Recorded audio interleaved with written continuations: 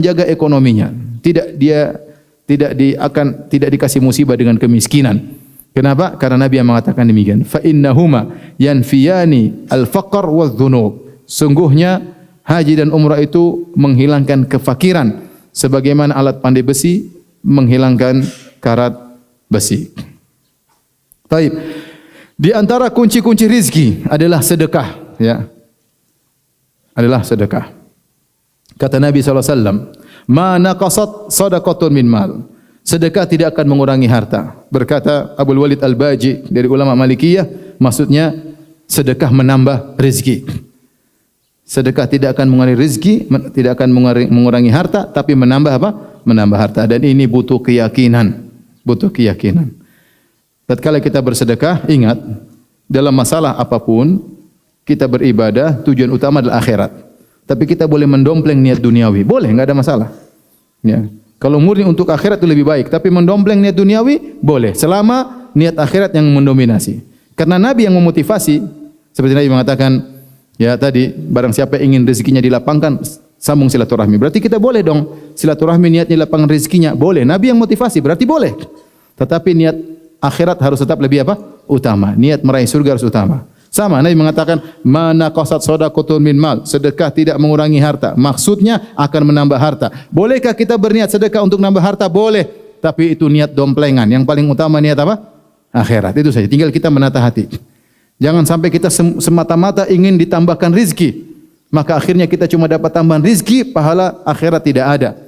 Selama pahala akhirat masih mendominasi, maka tidak mengapa kita domplengkan niat untuk menambah rezeki. Ya, kita kasih bersedekah dan harus dipaksa untuk latihan bersedekah dari sedikit-sedikit. Kalau antum sadar diri antum pelit, mulailah sedikit-sedikit. 10.000, 10.000, nanti naik 20.000, naik lagi 30.000, bulan depan naik apa? 100.000, bulan depan naik 200.000, tahun depan naik 1 juta. Wih, mulai 1 juta sekarang. Dulu cuma puluhan ribu, sekarang mulai sedekah setiap bulan berapa? 1 juta. Subhanallah, Allah tambah rezeki. Semakin mantap lagi 5 juta tiap bulan. Makin mantap lagi 10 juta tiap bulan. Subhanallah, tahu-tahu 1 miliar tiap bulan, Masya Allah. Bayangkan aset antum di akhirat kayak apa? Yang antum makan, yang antum pakai cuma sedikit. Ya, biaya hidup antum berapa sih? Mobil, bensin, makan 1 piring, 2 piring pun tidak habis. Mau habis juga takut gemuk, ya cuma sedikit untuk makan. Terus dibuang ke toilet, ya. Sisanya harta banyak-banyak, ya. Rumah diliatin cuma gini, ya. Ada orang tidur di rumah kecil juga lebih ngorok daripada kita. Ya sudahlah. Terus sisa uang banyak ngapain? Ya, sedekah. Simpan aset di mana? Di akhirat. Ya. Kalau orang bersedekah, Allah mudahkan rizkinya. Kata Allah dalam hadis qudsi, "Ya bena Adam, anfik unfik alaik." Wahai anak Adam, berinfaklah, aku akan berinfak kepadamu. Ya. Tidaklah, ya, di pagi hari kecuali, ya, illa al-malakani yanzilan. Ada 2 malaikat yang turun, yang satu berkata, "Allahumma a'ti munfiqan khalafan." Ya Allah, berikanlah kepada orang berinfak gantinya. Kata Allah dalam Al-Quran, "Wa ma anfaqtum min syai'in fahuwa yakhlifuh fa huwa yakhlifuh wallahu khairur raziqin." Apapun yang kalian infakkan, maka Allah akan menggantikannya, dan Allah sebaik-baik pemberi rizki. Allah akan ganti, jangan khawatir. Allah ganti lebih daripada yang apa engkau infakkan. Adapun kalau kita mau cerita, terlalu banyak cerita, terlalu banyak. Dan bukan kebetulan seorang keluarkan segini tiba-tiba Allah kasih. Terkadang saat itu, terkadang tertunda, entah seminggu, 2 minggu, sebulan, tapi Allah ganti lebih banyak. Terkadang dia sadar, terkadang dia tidak sadar. Dan itu banyak terjadi. Ya, orang sudah banyak cerita sama saya, banyak. Dan itu bukan kebetulan, itu sunnatullah, ada kaidah yang Allah perlakukan, ya. Allah jalankan di alam semesta, dan kaidah itu tidak akan keluar. Yang penting memenuhi persyaratan. Saya selalu ingat, guru saya dulu waktu di Madinah cerita, ada seorang, dia dapat rezeki dia kasih orang, dapat hadiah dia kasih orang. Saya yang bertanya, "Ya akhi ya fulan, ente dapat apa kasih orang?" Kata dia, "Allah punya kebiasaan sama saya punya kebiasaan sama orang. Kebiasaan saya sama orang saya kasih, kebiasaan Allah Allah kasih kepada saya. Kalau saya rubah kebiasaan sama orang, nanti Allah juga rubah kebiasaannya sama saya. Ya sudah, saya ingin pertahankan kebiasaan tersebut." Sudah, kita tinggal. Allah bisa langsung kasih dia. Tapi kalau untuk Allah langsung kasih dia, ente enggak dapat pahala. Tapi Allah kalau kasih dia lewat antum, antum dapat pahala. Allah bisa kasih anak yatim rizki, ente tidak urus dia pun Allah kasih. Tapi kalau ente Allah kasih lewat ente, ente dapat apa? Pahala. Oleh karena seorang jangan ragu-ragu bahwasanya sedekah itu menambah rezeki. Saya tidak bilang antum, ayo semangat semua. Lihat Abu Bakar, seluruh hartanya dia sumbangkan. Kita enggak kuat seperti itu. Enggak kuat. Umar setengah hartanya dia sumbangkan. Siapa yang bisa seperti itu? Enggak kuat. Rumah belah dua. Sebelah buat rumah tahfidz, sebelah kita enggak berat. Enggak gampang ini. Para sahabat, iman mereka dengan kita jauh berbeda. Karena ada pernah sebagian orang kasih sumbangan, terus dia tanya sama saya, Ustaz, saya kemarin nyumbang kebanyakan, sekarang saya menyesal. Gimana Ustaz? Dia mungkin dengar ceramah Abu Bakar, dia termotivasi langsung, bismillah, besoknya menyesal. Boleh enggak saya ambil kembali katanya. Ya maksudnya itu perlu latihan. Ya. Sama bukan berarti antum sholat malam, pahalanya besar, langsung antum bangun, sholat 3 jam, besoknya sudah enggak lagi. Enggak, pelan-pelan. Iman bertambah, bertahap, pelan-pelan. Semua perlu dengan apa? Latihan. Antum lihat mungkin baca kisah para salaf, Masya Allah, bagaimana? Ini mereka tidak begini secara otomatis, mereka latihan. Mereka mengalami tahapan-tahapan, pelan-pelan sampai iman mereka semakin tinggi sehingga mereka bisa melakukan hal yang di luar nalar kita. Nah, saya tidak menuntut antum seperti mereka karena saya pun tidak bisa. Tetapi kita berusaha meniru mereka, mencontohi mereka, tasyabuh dengan orang-orang soleh. Ya. Kalau kalian tidak bisa seperti mereka, fatashabbahu bihim, bertasyabuhlah dengan mereka. Jadi ini ikhwan, jangan lupa sedekah dan jangan tunggu pujian orang lain. Jangan tunggu pujian orang lain. Antum kalau ada orang parkir, misalnya orang biasanya 2.000, antum kasihlah 4.000. Jangan tunggu dipanggil Pak Haji baru 10.000. Ustaz, kenapa 10.000? Aduh, enggak enak dipanggil Pak Haji masa cuma 2.000, 10.000. Ah, jangan, kita kasih karena Allah, bukan karena dipanggil Pak Haji atau Bu Haji, enggak. Kasih aja, enggak ada masalah. Kasih niatnya karena Allah. Contoh di antara sedekah, membeli dagangan ikhwan atau akhwat tidak usah ditawar. Antum pandai tawar. 10.000 antum bisa tawar jadi 1.500. Antum mampu. Tapi antum tahu ikhwan ini kasihan cuma jual es krim masih ditawar lagi, musim dingin lagi enggak ada yang beli, ente tawar lagi. Sudahlah beli aja udah. Berapa? Enggak usah. Kembali terimalah biar dia merasa tidak terhina. Kembalinya kita ambil, tapi kita enggak usah apa? Tawar-tawar. Misalnya seperti itu. Misalnya. Jadi jangan lupa sedekah wa shadaqatu burhan, kata Nabi sallallahu alaihi wasallam, sedekah adalah bukti keimanan kalian. Tapi di antaranya kunci rizki, tolong para jomblo perhatikan, ini paling penting. Adalah menikah, ya. Menikah itu pintu rizki. Ya akhi, coba kita bicara, saya bicara sama kawan-kawan lah yang sekarang mungkin berhasil. Dulu waktu sebelum menikah kayak apa badannya? Kurus, krempeng. Sekarang sudah nikah, Masya Allah, udah berisi ya, udah punya rumah. Kenapa? Karena menikah. Ya, kata Allah Subhanahu wa taala, "Wa ankihul ayama minkum wassalihina min ibadikum wa imaikum iyakunu fuqara yughnihimullahu min fadlihi wallahu wasi'un alim." Nikahkanlah wanita-wanita yang siap menikah, ya. Kemudian budak-budak kalian mau nikah, nikahkanlah. Kata Allah, "Iyakunu fuqara." Kalau mereka miskin, yughnihimullahu min fadli. Allah akan buat mereka berkecukupan dengan karunia Allah. Bukan ente, majikannya bukan, Allah yang kasih. Yughnihimullahu min fadli wallahu wasi'un alim, dan Allah maha luas rizkinya dan maha mengetahui kebutuhan hambanya. Allah tahu. Ya. Ante menikah, istri waktu masih gadis rizkinya segini, jadi istri rizkinya Allah tambah. Kemudian ante bawa ke rumah ente, berarti rizkinya tambah. Ente dulu jomblo, rezekinya sedikit. Ente jadi suami, Allah tambah rezekinya. Allah alim, maha tahu kebutuhan antum.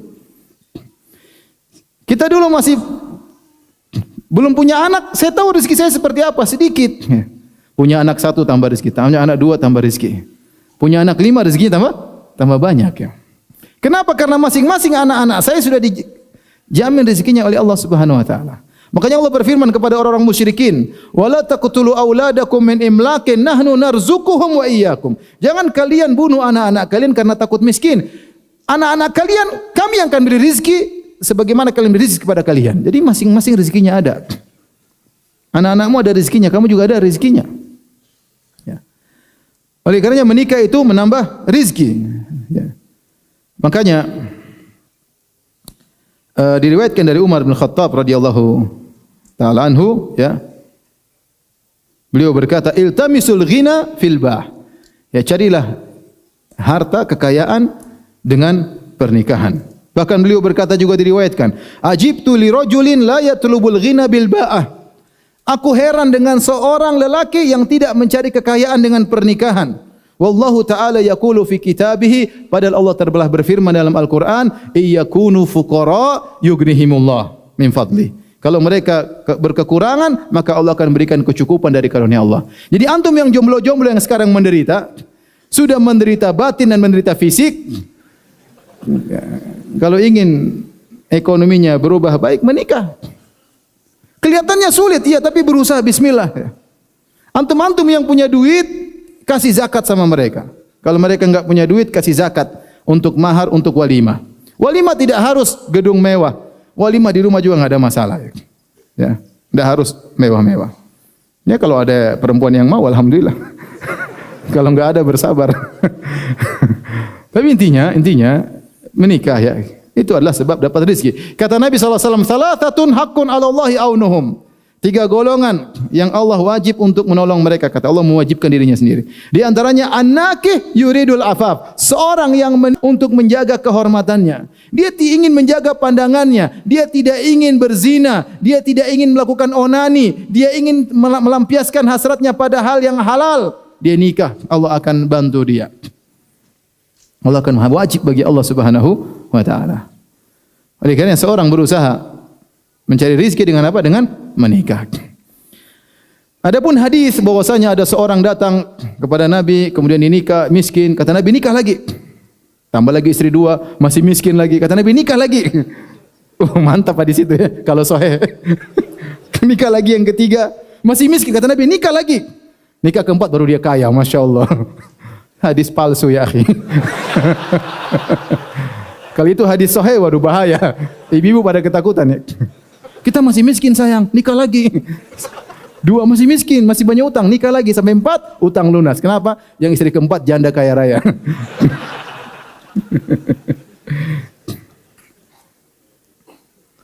Ada yang bilang amin, subhanallah.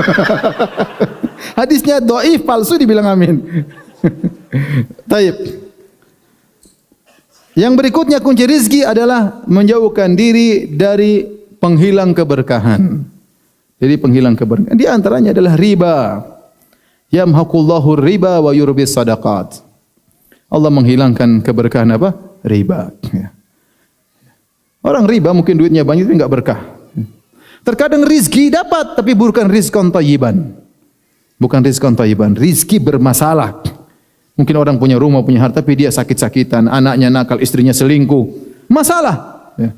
Kalau dia tidak dapat masalah di dunia, masalah di akhirat. Tapi kebanyakan di dunia sudah masalah sebelum di akhirat. Ya. Oleh karenanya jauhi hal tersebut. Contoh berdagang dengan banyak sumpah. Ya. Dalam hadis kata Nabi SAW, "Al-yaminul kadhibah manfaqatun lis-sil'ah mamhaqatun lil-kasbi." Sesungguhnya sumpah palsu itu atau sumpah dusta itu melariskan dagangan tapi menghilangkan keberkahan. Tak banyak orang jualan, oh ini demi Allah ini modalnya cuma sekian, dia bohong. Saya cuma untung sekian persen, demi Allah cuma sekian persen. Sumpah dia demi Allah diobral sampai demi Allah. Orang yang dengar percaya. Jual barang demi Allah, ini barang bagus ya. Cuma saya lagi butuh uang, kalau enggak saya enggak jual. Ini barang saya sayang sekali. Padahal mobil banyak rusaknya. Baru kena banjir tidak bilang-bilang ya. Dia sumpah palsu, memang kata Nabi, benar, manfaqatun lisil'ah. Memelariskan barang dagangan, tapi menghilangkan apa? Keberkahan. Maka seorang jangan pikiran dia yang penting harta banyak, aset banyak. Enggak, yang kita ingin banyak dan berkah, itu yang kita inginkan. Bukan banyak tapi tidak berkah. Mending sedikit berkah daripada banyak tidak berkah. Kita dapat subhanallah sebagian orang dia tidak kaya-kaya banget, biasa aja. Tapi alhamdulillah dia ada mobil. Alhamdulillah kalau pas umroh dia bisa umroh, mungkin bukan travel kelas 1, ya mungkin kelas 7 enggak ada masalah, tapi dia umrah tetap umrah. Dia bisa silaturahmi sama orang tuanya, waktu baca Quran dia ada waktu baca Quran, dia tidak kaya-kaya banget tapi hartanya berkah. Rumahnya berkah, ada pengajian kadang, orang sholat di situ, macam-macam. Tempat keluarga ngumpul, berkah. Tidak mesti, ini rumah besar-besar, enggak ada keluarga kumpul. Rumah besar-besar, enggak ada pengajian. Bayar pajak aja mahal. Ya. Nah, uang banyak-banyak, enggak ada keberkahan. Itu tidak kita inginkan. Harta yang banyak tidak berkah, hanya menambah hisab pada hari kiamat kelak. Hanya mendapatkan kita pada hari kiamat.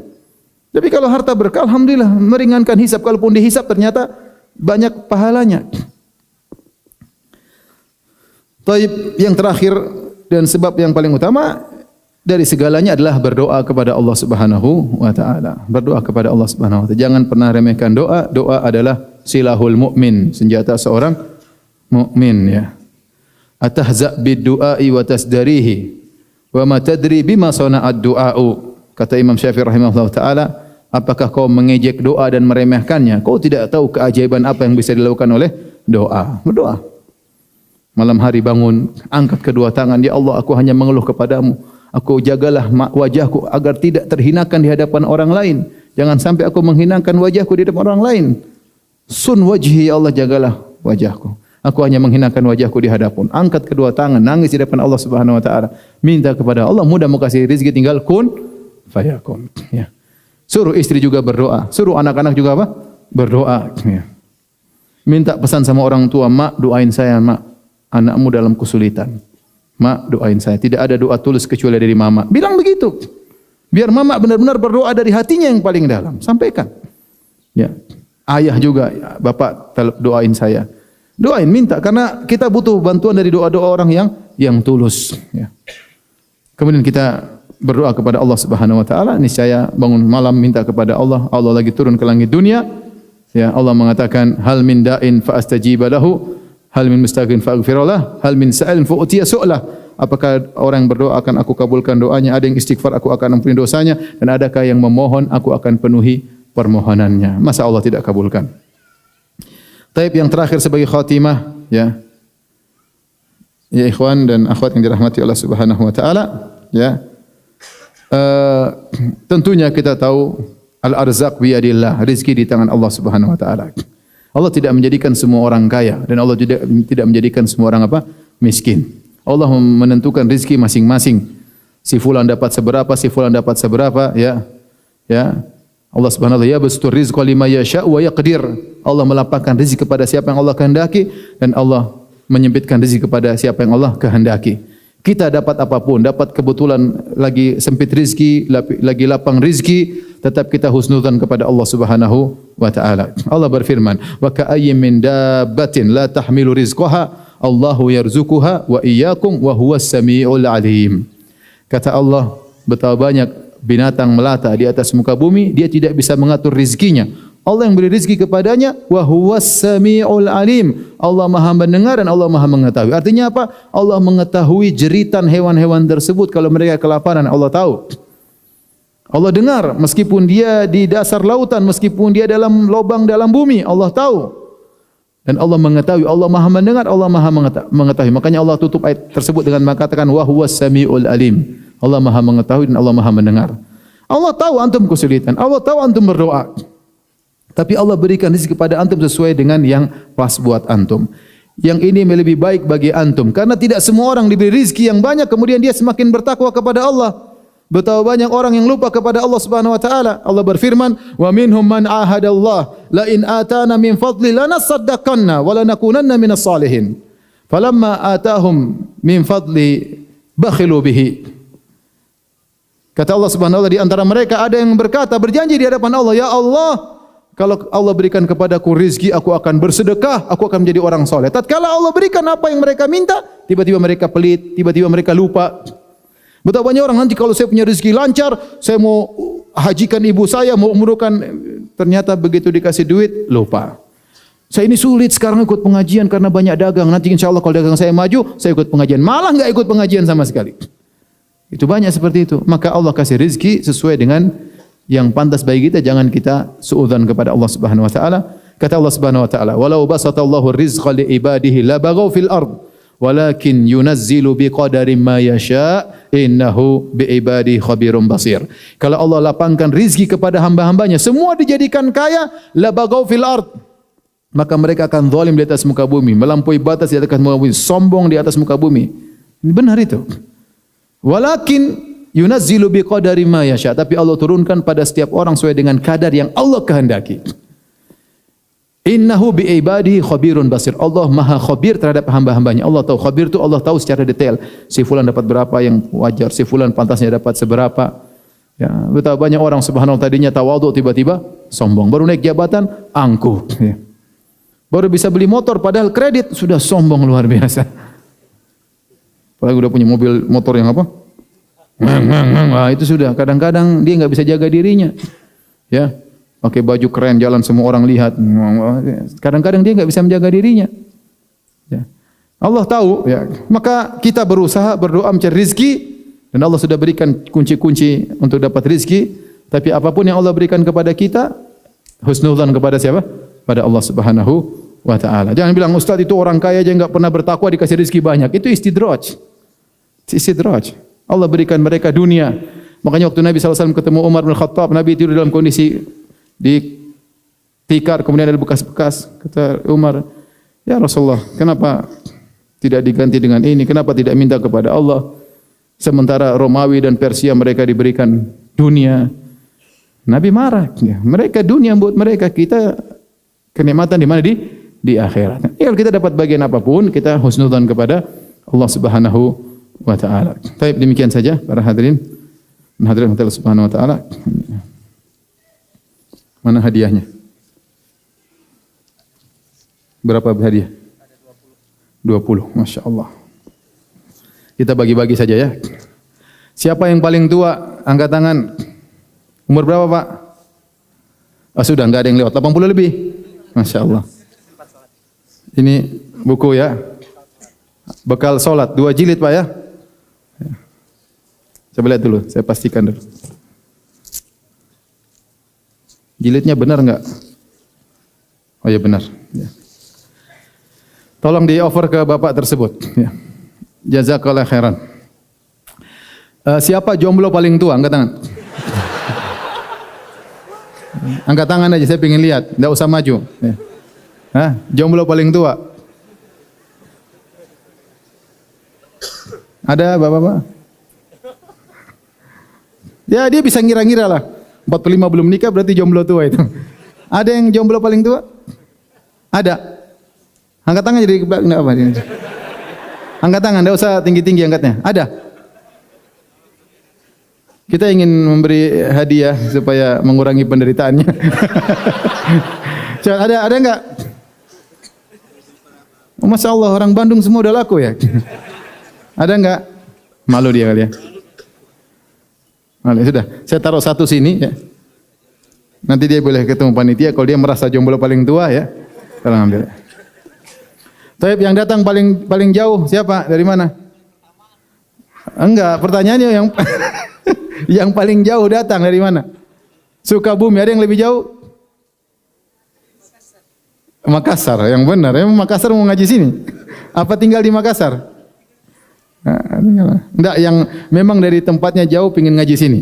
Bukan asalnya ya. Bukan asalnya. Hah, dari mana? Dari Surabaya. Ada yang ngalahin Surabaya? Hah? Dari mana? Lebih jauh Surabaya. Iya. Iya dah? Ya, kasih. Ya, Masya Allah. Siapa lagi?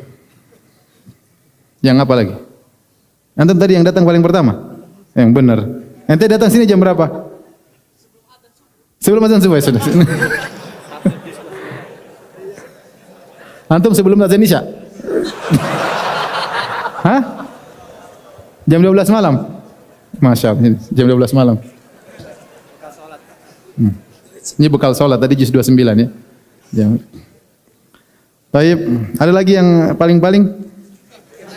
Hah? Apa? Sudah habis ya. Baik, sekarang tanya jawab ya. Siapa yang bisa sebutkan dalil bahwasanya kalau kawin hartanya banyak, rezekinya ditambah? Silakan. Iya, antum. Jawab, ya. Apa? Surat apa? Surat An-Nur. Surat An-Nur banyak, ayat berapa? Artinya aja, artinya. Sudah kasih aja enggak apa. Hadiah ngangkat tangan berani, yang lain enggak berani angkat tangan. Baik,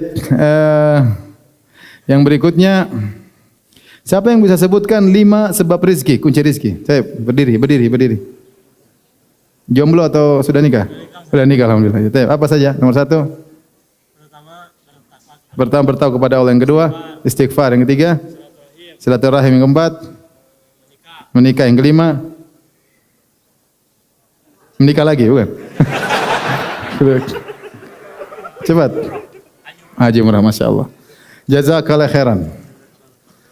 Pertanyaan berikutnya, siapa lagi yang sebutkan yang lain? 3 selain tadi. Berdiri, ya. Antum berdiri kacamata, ya. Sebutkan. Yang berikut yang lain apa? Apa? Bersedekah. Kemudian apa? Berdoa. Terus yang satu lagi? Satu lagi.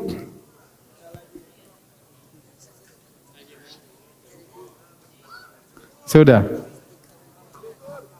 Bertawakal, masya Allah, masya Allah. Ini. Satu lagi yang belum, angkat tangan. Ayo Hasan, antum ya, antum. Berdiri ya. Umrah sudah. Apa lagi, Sun? Ya, apa lagi? Hah? Apa? Salat ya, Sun. Kasih. Ini apa ini? Juz 29. Juz 29. Ya, sudah.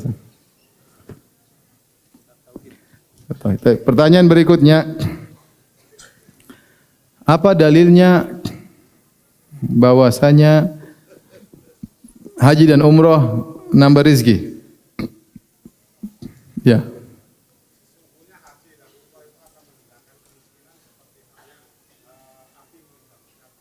Masya Allah, jazakallah khair.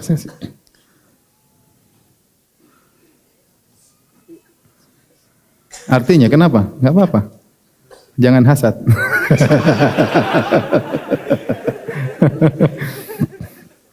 Baik, pertanyaan berikutnya.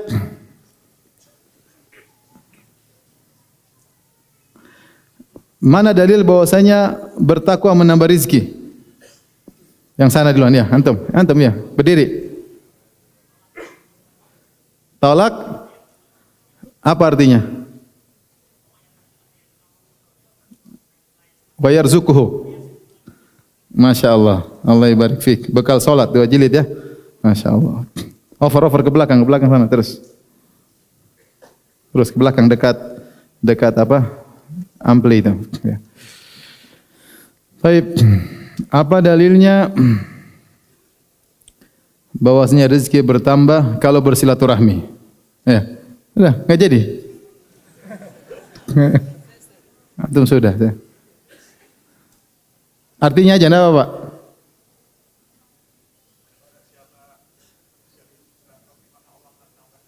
Ya udah enggak apa-apa, kasih. Allah ibarik fiik. Ibu-ibu enggak dapat ya, kasihan ya. Ibu kasih 2 nanti. Ini buat ibu-ibu yang paling tua. Ini buat jomblowati yang paling tua. Ini jomblo tadi ya, paling apa? Jomblowan ya.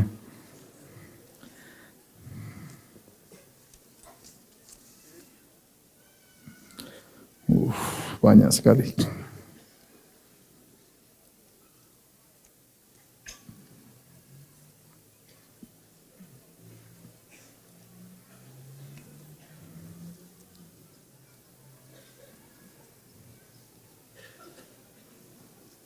Bagaimana hukum jika kita mempekerjakan karyawan yang menggunakan gaji yang sudah kita berikan untuk membeli minuman haram atau khamr? Kita nasihati dia. Sebenarnya bukan urusan kita, karena yang penting dia kerja, kita kasih. Mau dia kafir, mau dia maksiat, ya itu urusannya dengan Allah Subhanahu. Tugas kita apa? Menasihati. Terus kita menasihati ya. Nah, tapi kalau memang kita pingin ganti juga enggak ada masalah. Pingin ganti, pingin usaha kita lebih berkah, pingin yang kerja lebih bertakwa kepada Allah, ya enggak ada masalah ya. Enggak ada masalah. Tapi sebelum kita memutuskan, kita nasihati baik-baik ya. Jangan begini, saya tidak ingin begini. Ya, enggak apa nasihatinya.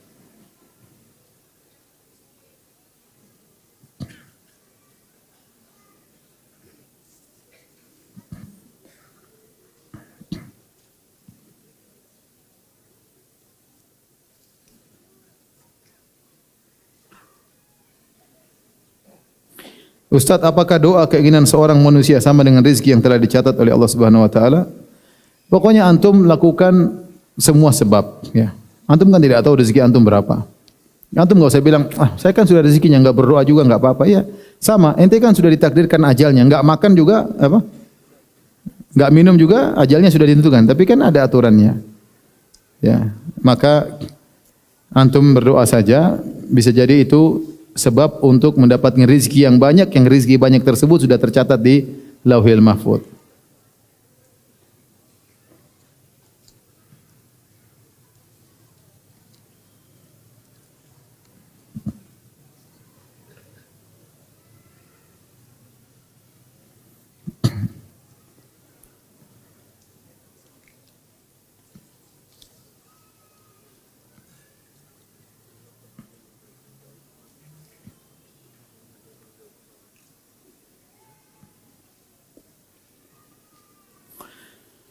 Ustaz, bagaimana sikap kita yang terbaik dalam menghadapi pengerusakan masjid dan pembunuhan saudara muslim kita di India? Ya, kita berusaha ya, misalnya kalau ada yang bisa punya jalur ke pemerintah, minta agar pemerintah Indonesia bisa ikut intervensi ke sana sebagai bentuk solidaritas kepada sesama muslim.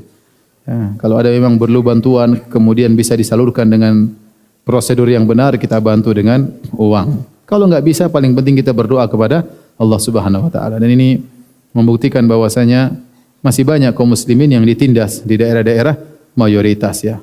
Sementara kalau orang-orang minoritas, orang-orang kafir tinggal di daerah kaum muslimin, biasanya mereka dijaga ya, tidak dizalimi. Berbeda tatkala kaum muslimin minoritas ya. Sering mereka dizalimi. Tentu tidak di semua negara. Sebagian negara-negara kafir pun tetap menjaga hak-hak kaum muslimin. Sebagian kita tahu seperti India, di Myanmar dan tempat yang lainnya di mana kaum minoritas diintimidasi dan diganggu ya. Dan ini juga membuat kita bersyukur kepada Allah Subhanahu wa taala. Kita alhamdulillah hidup di negeri muslim, negeri Islam di mana kita bisa beribadah dengan tenang, kita bisa berdakwah dengan tenang, kita bisa menjalani ekonomi juga dengan tenang. Adapun ada kekurangan, ada gangguan, kita bersyukur kepada Allah Subhanahu wa taala dengan tetap berusaha ke arah yang lebih baik ya.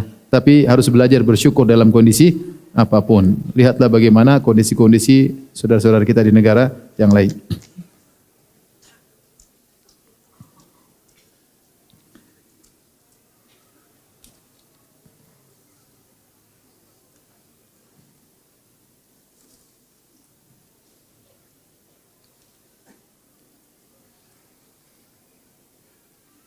Apakah para ustadz Allah lebihkan rezekinya dibandingkan orang-orang biasa? Saya rasa tidak juga. Ustadz seperti yang lain juga. Ustadz ada yang rezekinya lancar, ada ustadz yang tersendat-sendat, ada ustadz saya tahu tidak bisa beli sampo dulu, ada. Macam-macam orang ya. Ada ustadz sampai naik turun gunung, dia kerja sendiri cuma penghasilan sedikit. Saya ada kenalan seorang, subhanallah, dia pernah ngajak saya berdakwah, ustadz, dakwah kampung saya, waduh, naik gunung turun gunung, waduh, saya bilang antum aja lah. Saya belum sampai iman saya ke situ. Ya, miskin, tidak kaya ya. Tapi ada ratusan orang, bahkan saya dengar 1000 lebih sudah masuk Islam lewat dia. Ya. Jadi tidak semua ustadz kemudian rezekinya lebih banyak daripada yang ustadz pun demikian. Sebagaimana antum, ada yang kaya, ada yang miskin, ada yang sedang-sedang. Ya. Kenapa? Karena ana lihat seorang ustadz mudah sekali poligami. Waduh, ini barometer rezeki poligami. Sedangkan ana lihat orang-orang biasa seperti ana susah sekali poligami. Baru ngomong aja sudah dimarahin istri. Apalagi langsung praktek. Ente kayak tahu rumah tangga ustadz aja. Apakah ustadz kalau bilang poligami gak dimarahin istrinya? Itu jangan sok toy, paham? Ada tidak semua yang antum bayangkan seperti itu ya. Ada ustadz berpoligami, ribut datang ke rumah saya. Ribut. Istrinya bilang harus maunya ke Ustadz Firanda, datang teman saya sendiri. Poligami ribut di mahkamah pengadilan di rumah saya. Ya, tidak semua yang antum ya sudahlah antum syukuri yang antum apa? Punya, ya, syukuri. Antum jangan kemudian tidak bersyukur akhirnya istri yang sudah ada antum sia-siakan. Nikmati yang ada ya. Nikmati yang ada. Kalau memang antum pantas dapat berpoligami Allah akan kasih. Kalau belum pantas ya bersabarlah ya.